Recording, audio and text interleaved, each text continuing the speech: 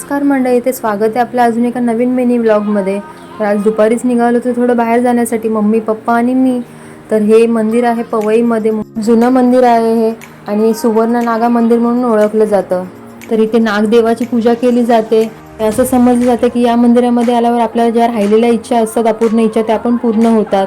जिथे बघावं ते तुम्हाला खांबांवर वगैरे सगळीकडे नागदेवाची चित्र दिसतील. या मंदिराची स्थापना 1957 मध्ये झाली होती आणि 1963 मध्ये जे सुवर्ण बाबा आहेत त्यांनी हे मंदिर पूर्णपणे स्थापित केलं. तर ही आहे नागदेवी.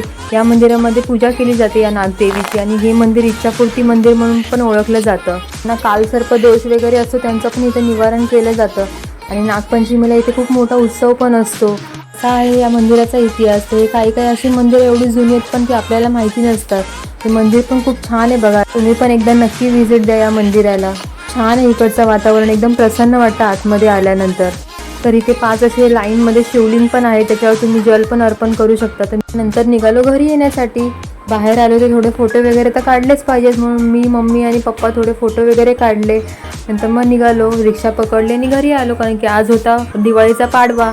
तर घरी आली, फटाफट फ्रेश झाली आणि त्यांना पण सुट्टी नव्हती. त्यांना अर्ध्या वेळातून मी बोलवून घेतलेलं, त्यांना परत कामाला जायचं होतं. त्यांना छान ओवाळून घेतलं. असा छान गेला आजचा दिवस. तुम्हाला कसा वाटला नक्की सांगा. भेटू पुढच्या ब्लॉगमध्ये, तोपर्यंत बाय.